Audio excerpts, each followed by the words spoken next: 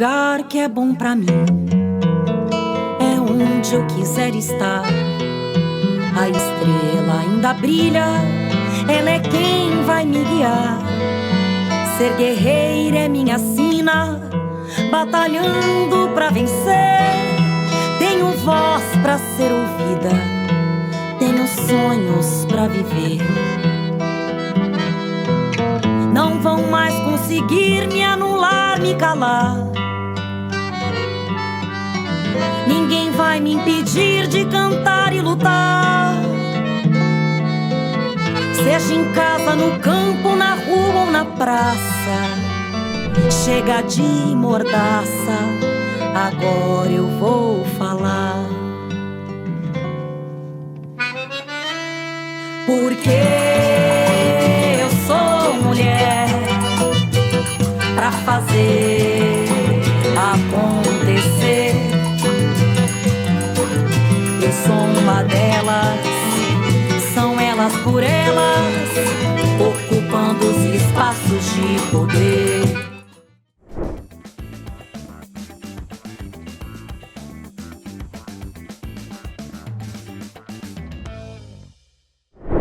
Oi, mulheres do PT. Também não tenho como não estender as mulheres da CUT, né? Eu sou Junéia Batista, sou secretária nacional de mulheres da CUT, e hoje eu vim aqui conversar com vocês, assim, dois temas que eu acho super, super importantes, que tem a ver com a nossa vida das mulheres da classe trabalhadora.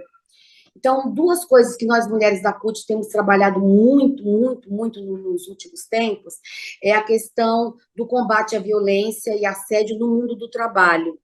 Eu, pessoalmente, representando um sindicato internacional, um sindicato global, como a gente chama Internacional de Serviços Públicos, eu trabalhei muito de 2009, primeiro no interior da Internacional, construindo cartilhas, formulários, ouvindo pessoas especialistas, mulheres, para falar sobre o tema da violência e assédio no mundo do trabalho. Todas nós mulheres, a gente já sabe, a gente é violentada só pelo fato de sermos mulheres, a gente já sabe, né? Da hora que a gente nasce até a hora que a gente morre.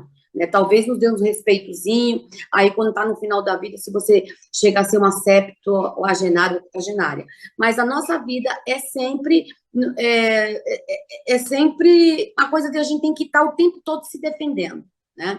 Então, e a violência doméstica, a gente já sabe, já pautou muito isso, né? Mas como eu estou representando aqui mulheres da classe trabalhadora, né, dentro do ambiente de trabalho, dizer para vocês que essa Convenção 90, que o presidente Lula apresentou agora no dia 8 de março, ela tem uma importância fundamental nas nossas vidas, fundamental, porque o governo Lula apresenta a ratificação da convenção e, em seguida, o rito, que tem que ser seguinte, é enviar o PL, esse projeto de lei, que vai tratar sobre esse tema.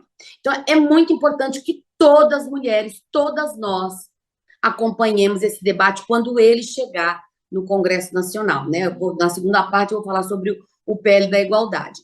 Então, a violência de gênero no mundo do trabalho, às vezes, ela pode parecer imperceptível, mas a gente sente, a mulher sente, principalmente na violência sexual, a gente sente quando a gente está sendo importunada, violentada sexualmente. A gente sente isso, não tem jeito. É um chefe que chega perto de você, encosta aqui em você, como aconteceu comigo quando eu tinha 18 anos, no Banco Itaú, né? Outras mulheres que os chefes se insinuam, chefes que, por exemplo, eles chegam com propostas de melhora de salário, essas coisas, né, e pedindo alguma coisa em troca. Então, isso acontece muito, muito. E isso incomoda muito a nós, porque nós não somos julgadas pelo nosso mérito, pela nossa capacitação, pelo nosso preparo para estar ocupando ali. Muitas vezes a gente, além de a gente se preparar para entrar naquele posto de trabalho, a gente continua se formando, né? A gente continua aprendendo. E muitas vezes essa parte, essa coisa não é considerada. Não é considerada no mundo do trabalho e não é considerada em lugar nenhum. Então, nós mulheres, o tempo todo, a gente está sendo assediada todo o tempo, e a questão do assédio sexual é muito, muito forte.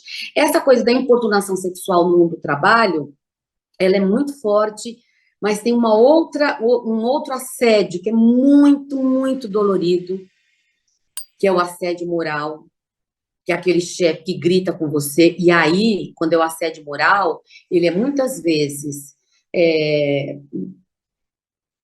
às vezes, horizontal, né, de um chefe para uma chefe, ou vice-versa, pode acontecer, são mais nós mulheres que recebemos, ou ele pode ser, por exemplo, a maioria da forma vertical, né, de cima para baixo, onde a pessoa se acha no direito, né, de chegar em você e gritar com você, te interromper quando você está falando, roubar suas ideias.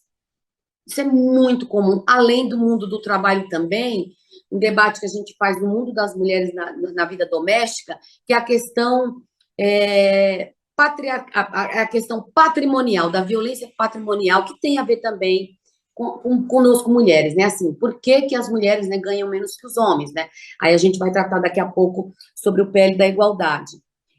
Mas, principalmente, voltando à questão da violência no mundo do trabalho, ela passa todo o tempo, todo o tempo, todo o tempo.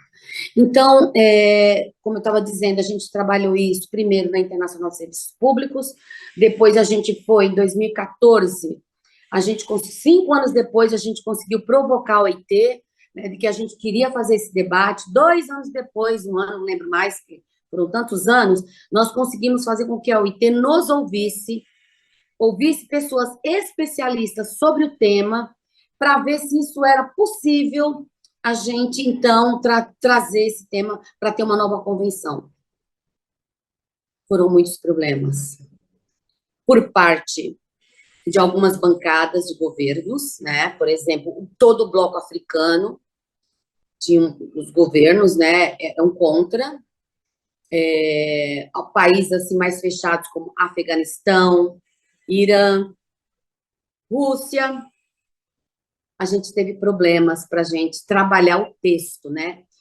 Mas em 2017, 2016, 2016, a gente consegue trazer para a OIT pautar 2017, 18 e 19, foram 3 anos de debate ali, né, dentro da Conferência Internacional do Trabalho, onde a gente consegue, de fato, trazer e aprovar, no dia 21 de junho de 2019, uma quarta-feira, se não me engano, a gente consegue aprovar essa Convenção 90, que é acompanhada da Recomendação 206, né? Porque na OIT funciona assim, são dois tratados, né? A convenção, quando o país se compromete a fazer a convenção, que é o caso do governo brasileiro, ele apresenta, vai ter que depositar lá em Genebra, é um protocolo, né? O presidente Lula vai ter que ir lá depositar, e, paralelamente a isso, como eu já falei, tem a questão de apresentar um projeto sobre o tema, e isso se transforma em lei,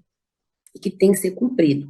A outra forma, mais branda, que agrada mais a governos e empregadores, é a recomendação. No caso dessa convenção, eu estou falando da recomendação 206, que é muito parecida com o que está na convenção, são os mesmos termos, só que, na verdade, o país não recomenda, mas não se compromete a cumprir ou não, ou seja, não vai sofrer sanções, porque quando uma convenção é adotada por um país, o país é obrigado, porque tem uma revisão a cada 4, 5 anos, se revêem as convenções, né, se elas estão sendo cumpridas, e aí quando é isso, por exemplo, um país que não está cumprindo a convenção, ele pode ser denunciado, e é sempre nós, grupo de trabalhadores e trabalhadoras, que denunciamos determinado país que não está cumprindo algum tipo de convenção.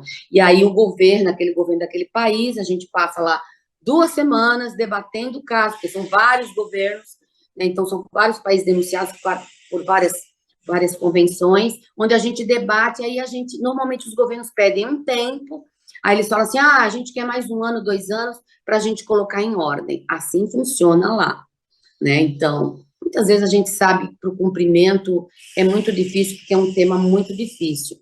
Eu queria colocar uma coisa para vocês, que não é uma... Eu sempre conto, né, nos lugares onde eu vou, que para apresentar essa coisa da Convenção 90, eu sempre conto uma história que nós passamos, né, durante 2018, que a gente estava trabalhando o texto. Como é que funciona, né?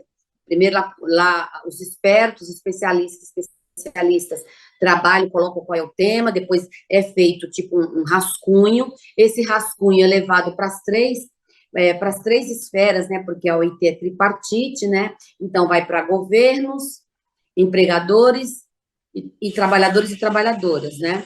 E aí a gente vai burilando o texto até a aprovação final, que é quando se dá, né? Quando a OIT declara que está adotando, né, a Convenção X. Em 2018, nós tivemos um problema seríssimo com a bancada, com o bloco do governo africano, porque foi uma coisa muito louca, porque eles diziam assim, a gente que colocou assim, quem são as pessoas vulneráveis? Quem são as pessoas vulneráveis nesse debate? Então, a gente colocou as mulheres negras, aí tem a questão da gordofobia, do etarismo, do capacitismo, e aí a gente colocou a questão da diversidade sexual, daí a gente colocou a sigla LGBTQIA+. Olá, meu nome é Edjane Rodrigues. Atualmente, eu estou na Secretaria de Políticas Sociais da CONTAG, que é a Confederação Nacional dos Trabalhadores Rurais, Agricultores e Agricultoras Familiares. Aqui na Secretaria de Políticas Sociais, a gente coordena os temas de previdência, proteção infanto-juvenil, educação do campo e saúde. E eu sou sertaneja, né? Filha de uma assentada do crédito fundiário, uma importante política aí, pública. E venho lá de Alagoas. Nós estamos aqui para contribuir com um tema muito importante, que é as trabalhadoras rurais, que é falar sobre a vida, né, das trabalhadoras rurais. E, claro, assim, para começar a falar sobre isso, acho que primeiro eu perpasso por dois elementos. Um é que é falar da minha trajetória, né, falar da minha história. E um outro é que não tem como falar sobre a trajetória, a vida das trabalhadoras rurais, sem considerar o processo de organização de massa que as trabalhadoras do campo, da floresta, das águas, as trabalhadoras da cidade protagonizam, que é a Marcha das Margaridas.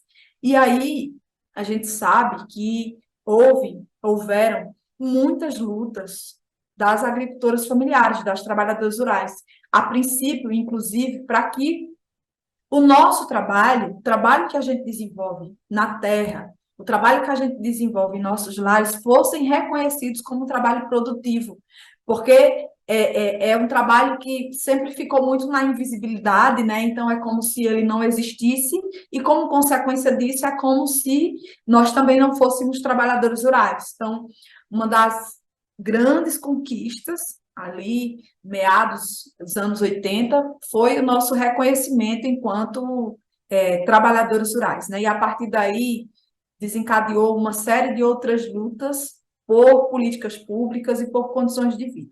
Como nós estamos falando de agricultoras familiares, a gente também precisa aproveitar para fazer uma reflexão muito profunda, que é a importância que tem a agricultura familiar, que é a importância que as trabalhadoras, que os trabalhadores, que as agricultoras, que os agricultores desenvolvem no meio rural, que é a agricultura familiar.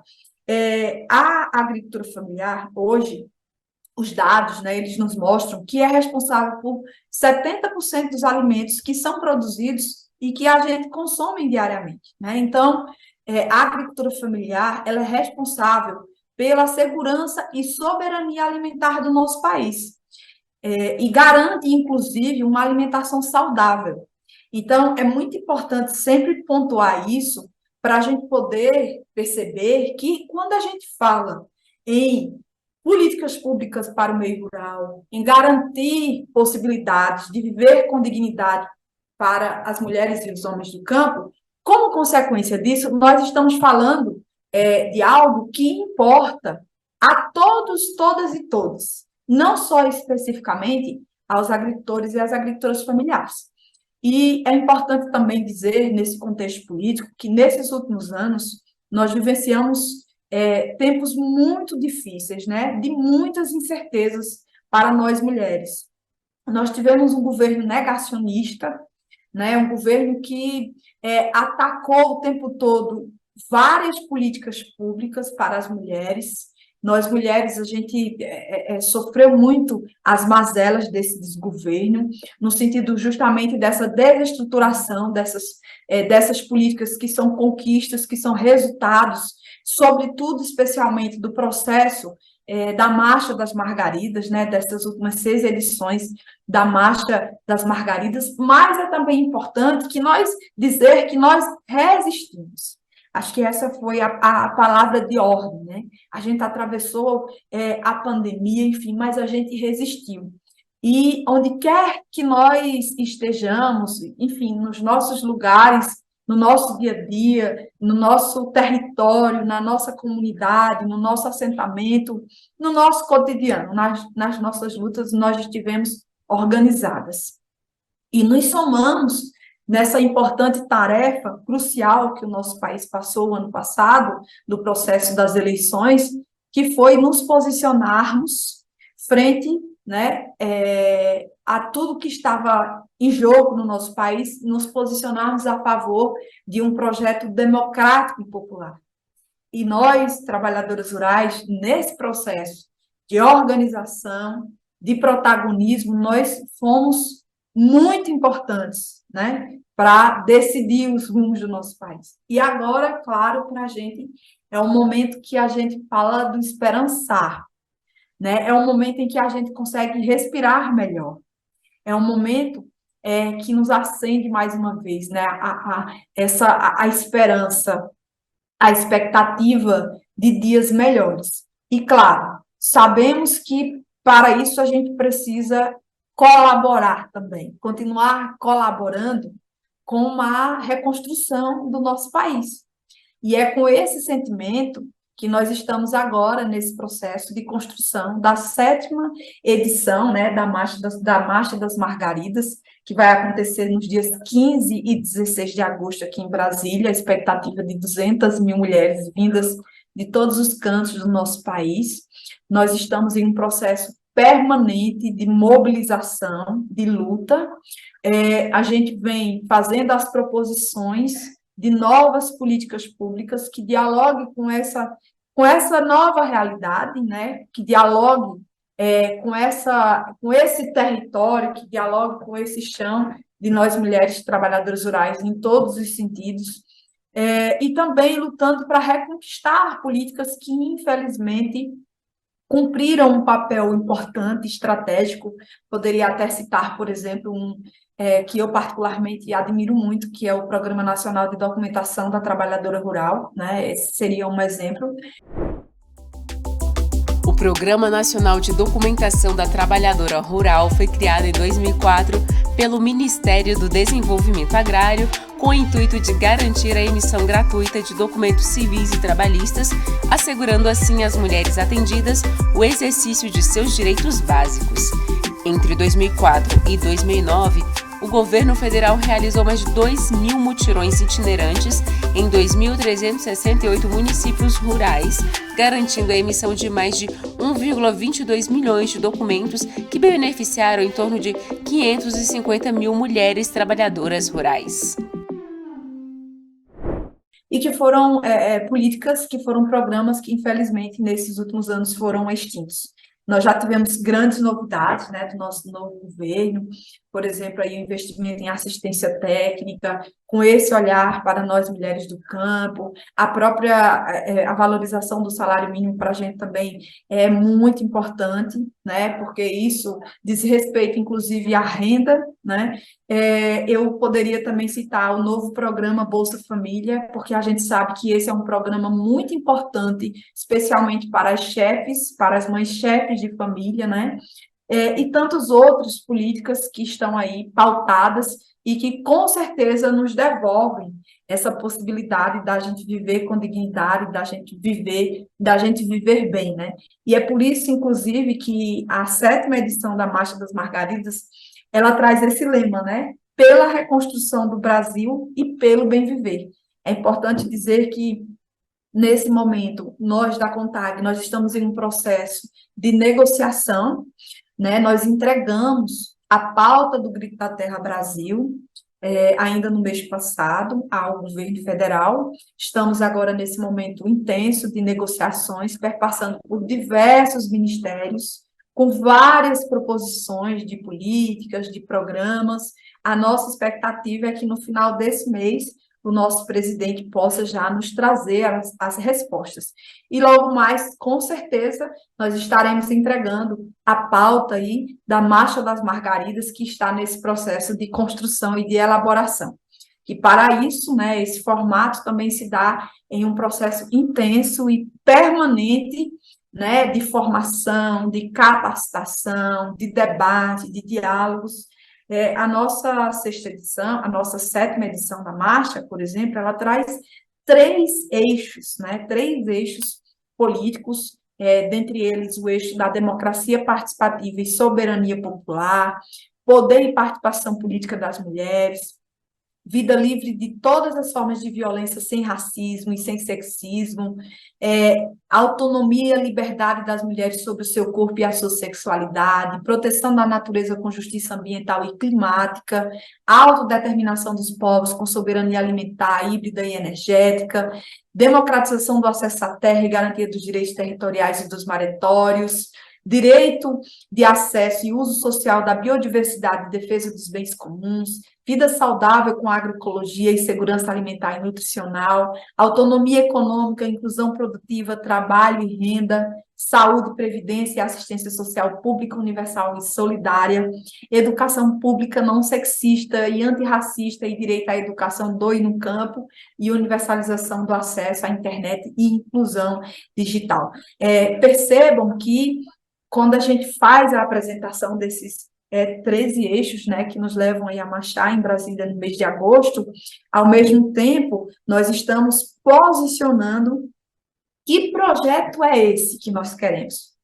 Queria falar um pouco da luta, né, das trabalhadoras domésticas, que já tem mais de 80 anos, que é anterior à CLT, né, porque a primeira Associação de Trabalhadoras Domésticas foi fundada pela dona Laudelina de Campos Melo, em 1936, na cidade de Santos, São Paulo.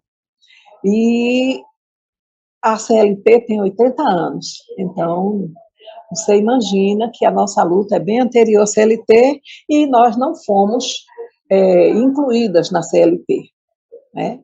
E até hoje, com a Lei Complementar 150, né, veio a PEC, veio a Lei Complementar, e muitas pessoas dizem assim, que a gente está... Hoje nós somos trabalhadoras seletistas. Eu sempre me refiro no feminino porque nós somos maioria, né? Do total de 6 milhões e algumas coisas, algumas vírgulas, nós somos 92% do total desse contingente. E dessa quantidade, cerca de 63% são mulheres negras. Ou seja, nós somos descendentes de mulheres negras que foram traficadas e escravizadas. E aí a nossa luta começou logo no início do século XX, né? Com a dona Laudelina, quando fundou a primeira associação. Depois foi criada a CLT e as domésticas ficaram de fora, o que já demonstra o preconceito e a discriminação com que o nosso trabalho é visto, né? É um trabalho invisibilizado, é um trabalho que é dentro de uma residência, é um trabalho que não é possível fiscalizar, né? Os sindicatos não conseguem fiscalizar os locais de trabalho, mesmo que receba denúncias.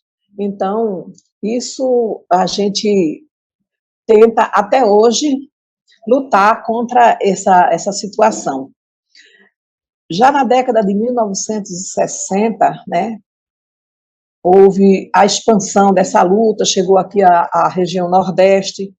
A dona Laudelina de Campos Melo foi, aliás, a Lenira Maria de Carvalho, desculpa, foi a pessoa que deu início à luta aqui na região Nordeste, no estado de Pernambuco.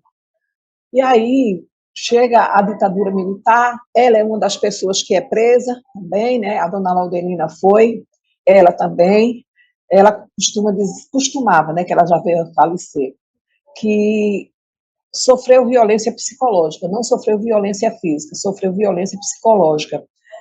Então, depois disso, o arcebispo de Recife, né, de Olinda e Recife, Dom Helder Câmara, interferiu e conseguiu resgatá-lo.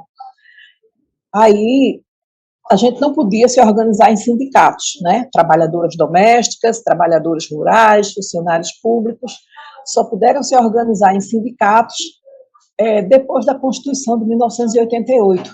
Até então, era associação.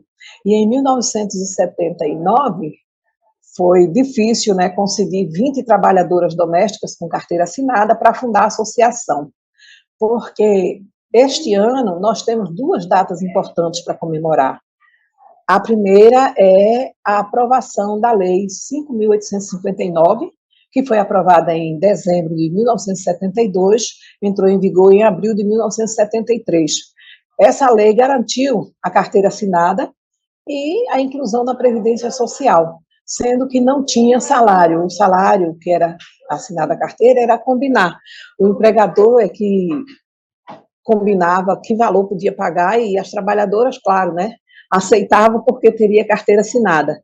E eu lembro que as companheiras daqui do sindicato, as mais antigas, a Lenira, a Mila, a Eunice, elas diziam que tinha patrão e patroa que dizia que as trabalhadoras, ninguém ia assinar carteira de trabalhadora doméstica, né, de empregada doméstica, assim que se referiam, e que essas trabalhadoras, elas, com certeza, elas iam ter que ir para uma profissão. Teve pessoas que disseram, ninguém vai assinar carteira de empregada doméstica. Muitas vão ter que se virar na vida fácil, ou seja, dizendo que as trabalhadoras domésticas teriam que ir para a profissão do sexo, né? E aí a gente viu a falta de respeito com o ser humano, né? E a falta de respeito a uma lei que existe. Lei não pode ser opcional, ela tem que ser cumprida. E até hoje nós nunca atingimos o total de 40% de trabalhadoras domésticas formalizadas. Então, essa luta ela continuou. Na Constituinte, aumentamos o nosso leque de direitos, né? Porque aí se tornou obrigatório assinar a carteira com salário, direito a 13º, aviso prévio, férias de 20 dias, que já existia, né? Mas ficou consolidado só 20 dias, e os sindicatos sempre dizendo que nós tínhamos direito a férias de 30 dias porque pertencemos à classe trabalhadora e que, portanto, não era justo. Então, essa luta, ela não parou, como até hoje não para, né? E aí o que aconteceu foi que a gente,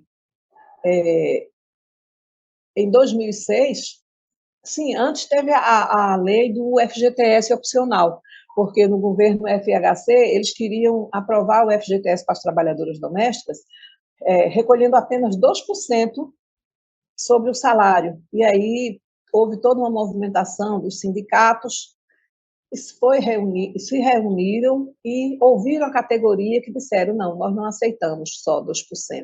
Isso é desigual em relação às demais categorias. Aí o que aconteceu foi que essa lei se tornou opcional, explicitamente opcional, ou seja, se o empregador quisesse recolher, ele recolhia. Se ele não quisesse, ele não seria obrigado, nem mesmo na justiça, a recolher. E aí veio a eleição do presidente Lula, né, em 2002, e em 2006 ele aprovou uma lei que para nós foi muito importante, a Lei 11.324. Essa lei nos garantiu 4 direitos muito importantes, que foi estabilidade da trabalhadora doméstica gestante. Se por acaso o empregador demitir, ele pode até demitir, mas ele tem que pagar todo o período da gestação, incluindo aí os recolhimentos dos encargos sociais, e isso prevalece, hoje está dentro da Lei Complementar 150. Houve a proibição do desconto de moradia, higiene e alimentação, porque tinha empregador que descontava a alimentação, descontava os itens de higiene, leia-se, um desodorante, um sabonete e um papel higiênico que não era igual da família. E a moradia, se ela dormisse no local do emprego, muitas vezes por necessidade do empregador, que assim exigia na contratação, não tinha uma jornada de trabalho, ele tinha aquela trabalhadora doméstica à disposição, mas eles não pagavam por isso, né, as horas extras. Mas ainda se dava o direito de fazer um pequeno desconto no salário da trabalhadora. Então, essa lei vedou esse desconto. Direito aos feriados, que a gente já vinha há muito tempo pleiteando, né, negociando, dizendo que somos pertencentes à classe trabalhadora, e como tal, a gente tinha direito aos feriados. E as férias de 30 dias, que até então era 20 dias. Então, as férias passou a ser de 30 dias com salário e mais um terço sobre a remuneração do salário. Então, isso foi, para nós, naquele momento, foi um grande avanço. E vamos à luta, e nessa, da gente não parar, né? A gente conseguiu, em 2011, junto à Organização Internacional do Trabalho, a Convenção 89, que é uma convenção que todos os países signatários da OIT devem ratificar. Nessa convenção, o texto é bem claro, que a trabalhadora doméstica diarista também deve ter um trabalho digno, remunerado e decente. E aí, em 2013, teve a aprovação da PEC 72, né, / 2013, conhecida como PEC das Domésticas, e essa PEC garantiu os demais direitos que ainda não estavam previstos em lei, como o FGTS, seguro-desemprego, adicional noturno, abono família, comunicação de acidente de trabalho, entre outros. Porém, ela só entrou em vigor 2 anos e 3 meses depois, ou seja, foi aprovada em junho de 2015, entrou em vigor em outubro de 2015. Então, quando foi aprovada, a gente viu que a questão da diarista, ainda temos muito o que lutar por isso. Por quê? Porque só se torna vínculo empregatício a partir de 3 dias prestando serviço na mesma residência. E a gente vê isso como uma discriminação para nós, porque a gente toma como exemplo sempre um profissional da área de saúde. Se ele der um plantão numa clínica ou num hospital 1 vez por semana, aquele contrato dele é formalizado.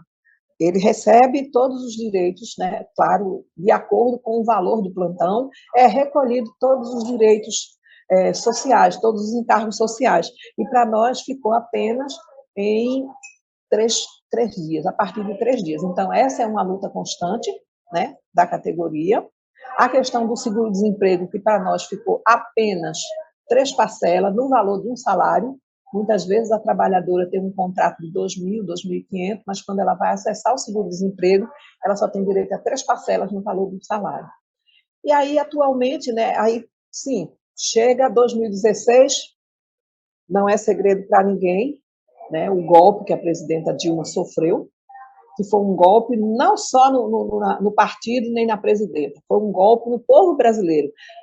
Diga-se, classe trabalhadora brasileira, porque fomos nós que fomos os mais atingidos, nós, enquanto classe trabalhadora. E a nossa categoria, né, que são as trabalhadoras domésticas, e estamos inseridas dentro da classe trabalhadora brasileira, claro que também sofremos com esse golpe. Aí veio a reforma entre aspas, né, porque a gente sabe que quando reforma algo é para melhorar. Então, se você mexe em algo que você piorou, você não reformou, você deformou.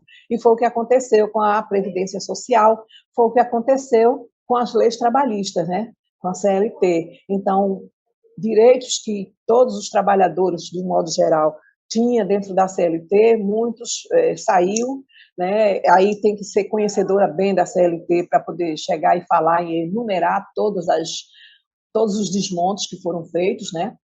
A CLT não, a reforma trabalhista, ela foi muito boa. O patronato, os empregadores de todas as categorias se beneficiaram com a reforma, mas a classe trabalhadora não. Bom dia, boa tarde, boa noite, não sei que hora você vai estar, né, participando aí deste momento de formação, de encontro, né, através dessa videoaula. Sou Lene Teixeira, sou de Ipatinga, Minas Gerais, secretária de Mulheres do município, fui vereadora por 4 mandatos, e a partir de fevereiro, eu assumi aqui a chefia de gabinete do Ministério do Trabalho e Emprego, a convite do ministro Luiz Marinho, e vamos juntos encarar esse novo desafio, né, de participar diretamente dessa reconstrução do Brasil, aqui, ocupando esse cargo dentro do Ministério do Trabalho. Dizer que é muito importante a participação de todas e todas nesse processo de reconstrução, e uma necessidade, porque as reflexões, as questões que nós precisamos de modificar, tem tudo a ver com a participação nossa enquanto mulher nas lutas, nas frentes das organizações e a luta por direitos que nós temos e muitas vezes somos impedidas de exercer, né? Então, falar hoje da questão da política de trabalho, ela vai nos remeter a uma situação que nós vivemos recentemente com a reforma trabalhista, que todas nós, de certa forma, lutamos contra a reforma que precarizou o mundo do trabalho e que a gente, enquanto mulher, foi atingida, né, subitamente. Nem todas as questões que a gente gostaria de ver modificadas, eu acredito que o próprio presidente Lula já colocou isso em suas falas, né? Algumas adequações nós vamos fazer, mas nós estamos também buscando resgatar a reconstrução do Ministério do Trabalho e Emprego, que foi, como muitas outras políticas, sucateadas. E quando a gente pensa que já chegou ao fundo do poço ao encontrar essa realidade do Ministério do Trabalho, a gente percebe que o buraco é mais embaixo. Ainda tem muita coisa, cada dia um novo desafio, mas nós vamos vencendo juntos, né, cada desafio nesse processo de reconstrução do Brasil.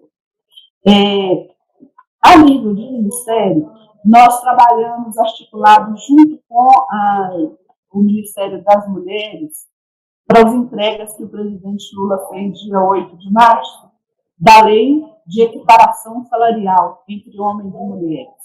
E isso é muito importante, porque, embora já esteja assegurado na própria CLT essa questão da igualdade salarial, o Brasil é signatário da OIT, que prevê também essa questão da igualdade salarial entre homens e mulheres.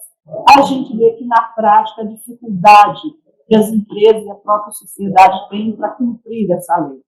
Então, ela foi votada, né, na semana passada, já na Câmara dos Deputados, encaminhada para o Senado, e a gente viu um grande movimento, um esforço coletivo, tanto do Ministério do Trabalho quanto do Ministério das Mulheres, para a produção dessa lei. E ela viesse a assegurar também as penalidades necessárias para o não cumprimento da lei.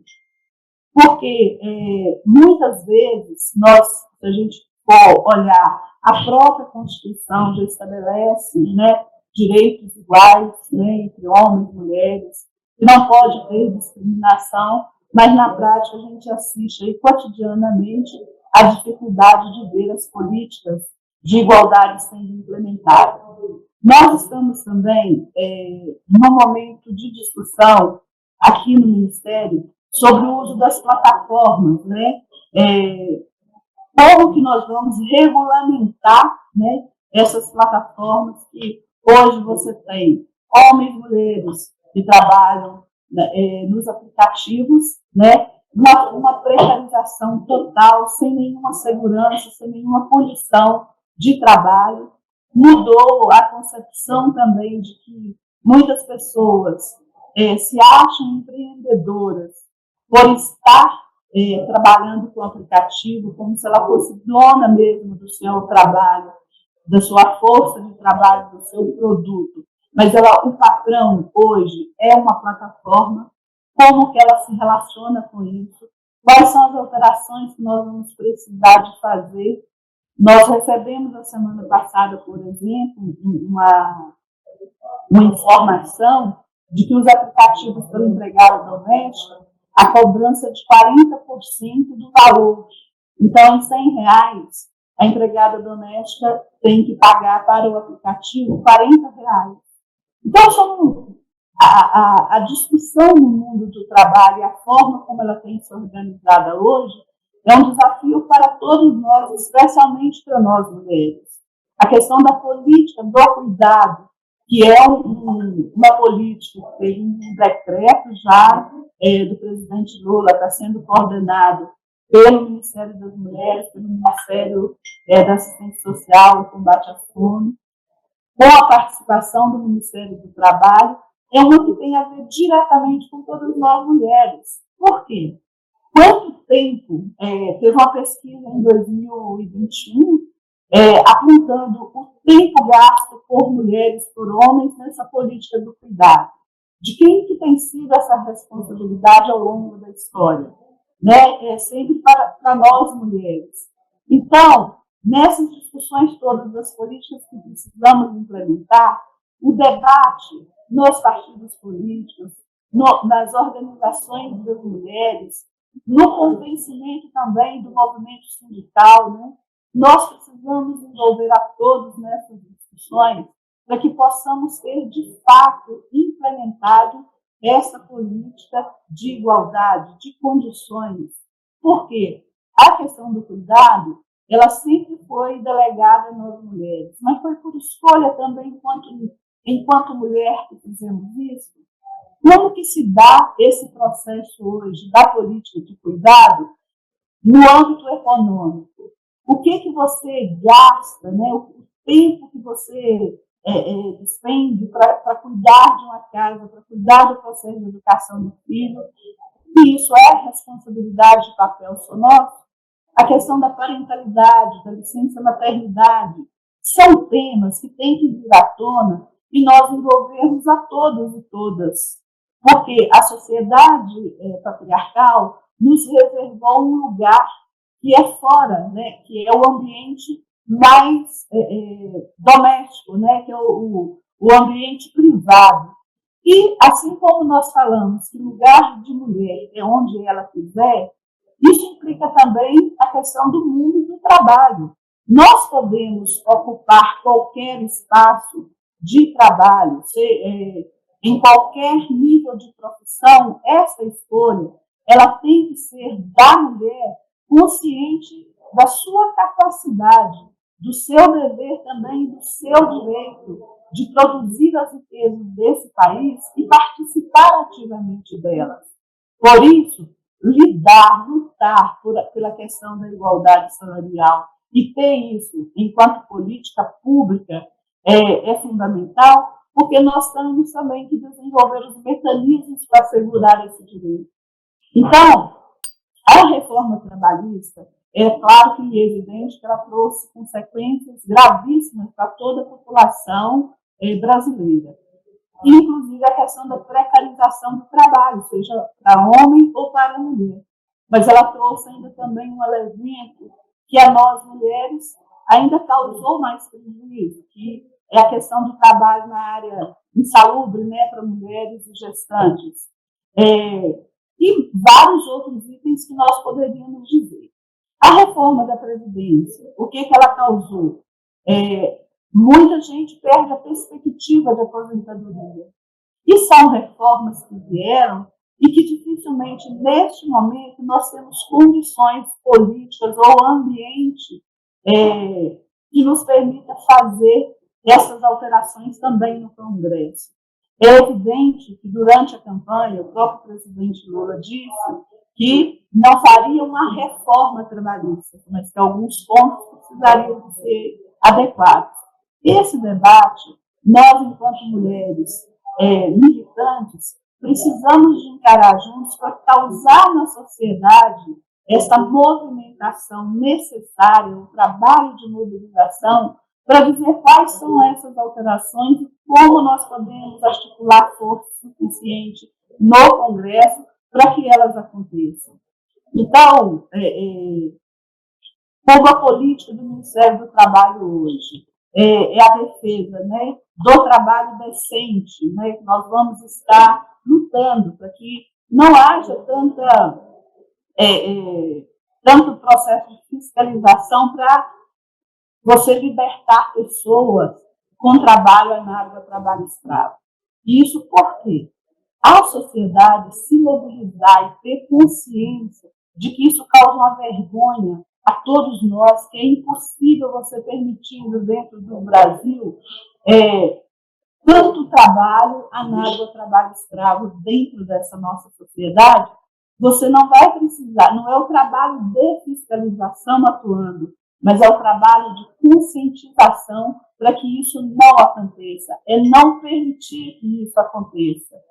Então, quando você faz, dentro do que nós estamos buscando trabalhar, o conceito de trabalho decente, que o Brasil, como signatário da OIT, já prevê essa questão, né, do trabalho decente, que implica num trabalho adequadamente remunerado, exercido em condições de liberdade, equidade, segurança, capaz de garantir vida digna. Então, é dentro dessa tarefa que nós vamos, enquanto Ministério, estarmos mobilizando, mas que nós precisamos de uma mobilização, de conscientização também de todos e todas, para que isso seja viabilizado. Não basta, né, nós termos assegurado em lei muitas das questões que nós sempre lutamos por ela, porque a gente vê na prática o que está acontecendo. E aí, qual que é o nosso papel também, aí, enquanto Ministério? É você ter, né, o processo de fiscalização de acompanhamento, mas está criando também as condições para que esse diálogo entre os empregadores e empregados aconteça, porque você tenta orientar, conscientizar, mas se não tiver, aí vai ter que ter a aplicação da lei, né? Lei que passou a ser ignorada nos últimos períodos, vocês sabem disso, com o modelo de governo que o contrário pregava era não a aplicação de leis mesmo, né? Então, o desrespeito às leis. Então, você tem um desafio enorme enquanto mulher, enquanto cidadãos que pensam uma sociedade mais humanizada, de fazer com que essa nossa sociedade se reencontre consigo mesmo na prática de justiça, de liberdade, de bem, de igualdade. E dentro deste encontro nosso de hoje, eu penso que fica aí esse grande desafio, porque não somos só nós mulheres para conseguirmos dar conta dessa tarefa.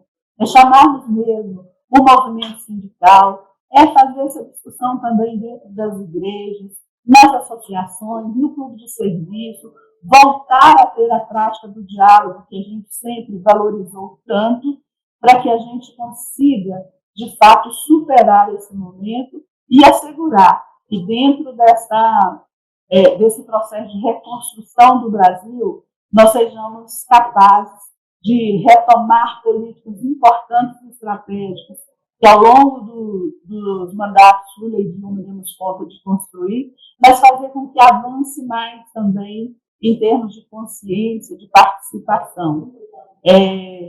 Enfim, são muitas questões que a gente poderia abordar, mas deixo aqui essa contribuição para esse nosso encontro de hoje, me colocando inteiramente à disposição para que a gente possa participar de eventos, de estarmos juntos, porque a oportunidade que o projeto Elas por Elas nos oferta, né, enquanto mulher, já participei também desse programa, no período que eu fui vereadora, fui auxiliada também, né, muito pelo Elas por Elas.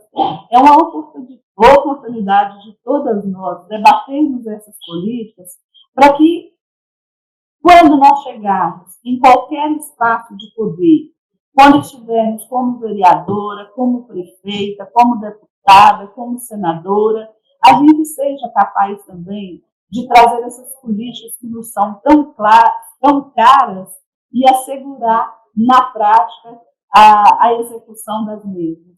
Então, todas as pautas nossas enquanto mulheres têm a ver com isso, e o projeto Elas por Elas vem reforçar essa política para nos dar as condições de formação política e de condições também de implementarmos essa política estando à frente dos cargos, né, no momento da disputa, nos capacitar, ter a bandeira da questão do trabalho, das oportunidades, da não discriminação, da questão da violência contra a mulher, a gente saber como essa pauta dentro da sociedade nós vamos estar disputando para na hora das eleições, onde as nossas mulheres precisam de se tornarem vereadoras e prefeitas na próxima eleição, depois deputadas, senadoras na eleição seguinte, dá conta da gente, nesse trabalho articulado, ser o resultado da discussão política presente nas câmaras e nas prefeituras.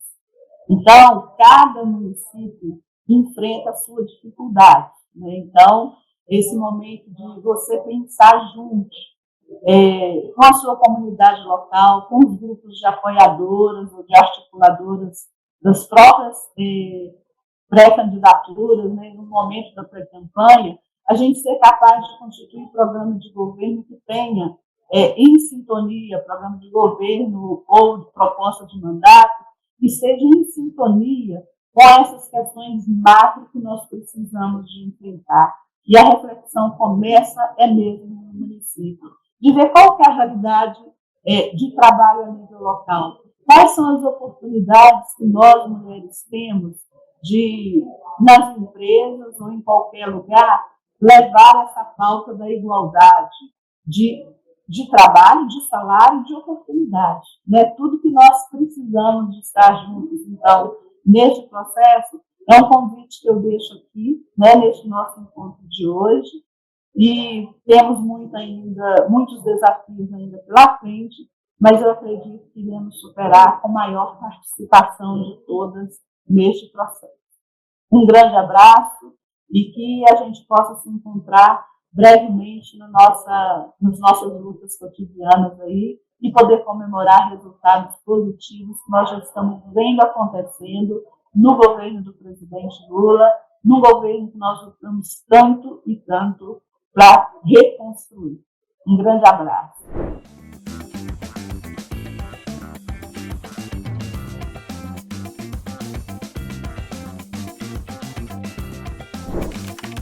Reveja esta e outras aulas na playlist TV Elas por Elas Formação, no canal da TV PT no YouTube ou em formato de podcast no Spotify.